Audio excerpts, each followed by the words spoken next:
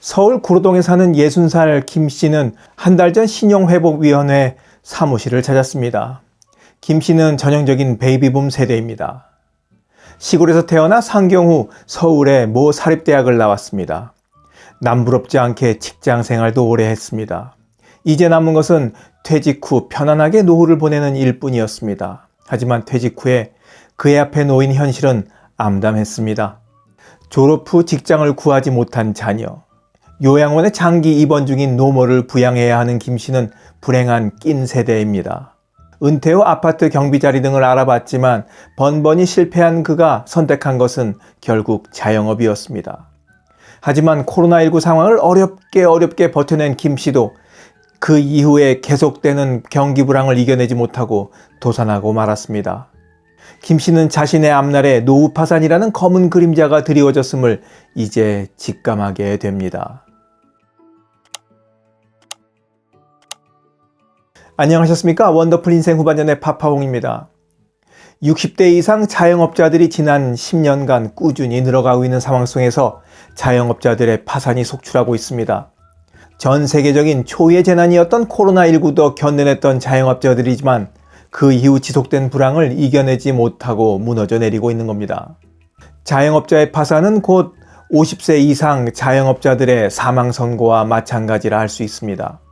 왜냐하면 전체 자영업자들 중 이들이 66%를 차지하고 있기 때문입니다.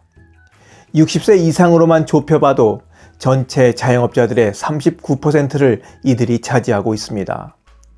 이들이 무너져 내리고 있는 겁니다.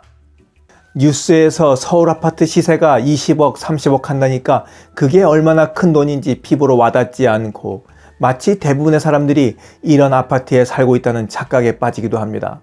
하지만 이런 아파트에 살고 있는 사람들은 극소수일 뿐만 아니라 그 속을 들여다보면 빛 좋은 개살구일 수도 있습니다. 한국은행 자료를 보면 알 수 있습니다. 한국은행이 실시한 올해 가계금융복지조사에 따르면 올해 3월 말 기준으로 우리나라 국민의 순자산, 그러니까 빚을 빼고 진짜 내 돈으로 그게 부동산이든 현찰이든 10억 원 이상을 보유한 가구는 전체 가구의 10.3%, 그러니까 10가구 중 1가구밖에 되질 않습니다. 20억, 30억 아파트에 산다고 한들 절반 이상이 빚이라는 얘기입니다. 부잣집과 가난한 집 다 합쳐서 평균을 내어보면 전국 가구들의 평균 순자산은 4억 3천만 원입니다. 하지만 중간값, 전국 가구 수가 100이라고 했을 때 순자산 기준으로 1등에서부터 50번째인 딱 중앙에 위치한 가구의 순자산은 2억 4천만 원에 불과합니다. 여기에서 깔고 앉아있는 집값을 빼면 우리들 손에 쥐고 있는 현금성 자산은 얼마나 될까요? 바로 이 지점에서 우리들의 노후 준비에 대한 문제의식이 시작됩니다. 왜냐하면 대한민국 국민들의 자산 구성을 보면 다른 나라 사람들에 비해서 유독 부동산이 차지하는 비율이 높기 때문입니다. 자산의 80% 이상이 부동산이 차지하고 있는 게 현실인 겁니다. 이런 상황 속에서 만약 자산의 절대적인 부분을 차지하고 있는 부동산 가치가 하락하게 되면 베이비붐 세대는 곧장 노후 빈곤의 나락으로 떨어질 가능성이 높습니다. 부동산 가격이야 단기적으로 오르락 내리락 출렁거리기를 반복하겠지만 중장기적으로는 이제 대한민국은 저성장 기조로 과거와 같은 자산가치 상승을 기대하기 어려운 상황이라는 것이 부동산 전문가들의 대체적인 의견입니다. 자산가치가 쪼그라들고 은퇴 이후의 수입은 반토막 나고 자영업을 하려고 해도 불황으로 1년도 버티기가 어려운 실정입니다. 베이비붐 세대의 노후 파산은 이렇게 예정된 것일까요?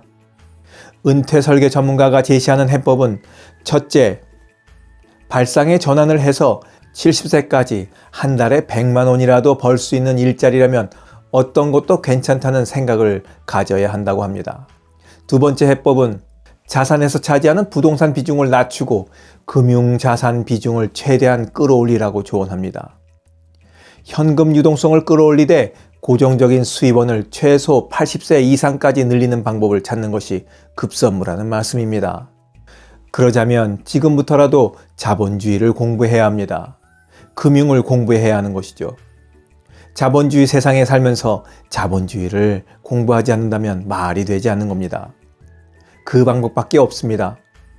이런저런 금융상품이 넘쳐나지만 그 속에서 자신에게 맞는 상품을 찾아 투자하는 것은 자신의 몫입니다. 그러자면 금융 공부를 하는 것 외에는 달리 방법이 없습니다.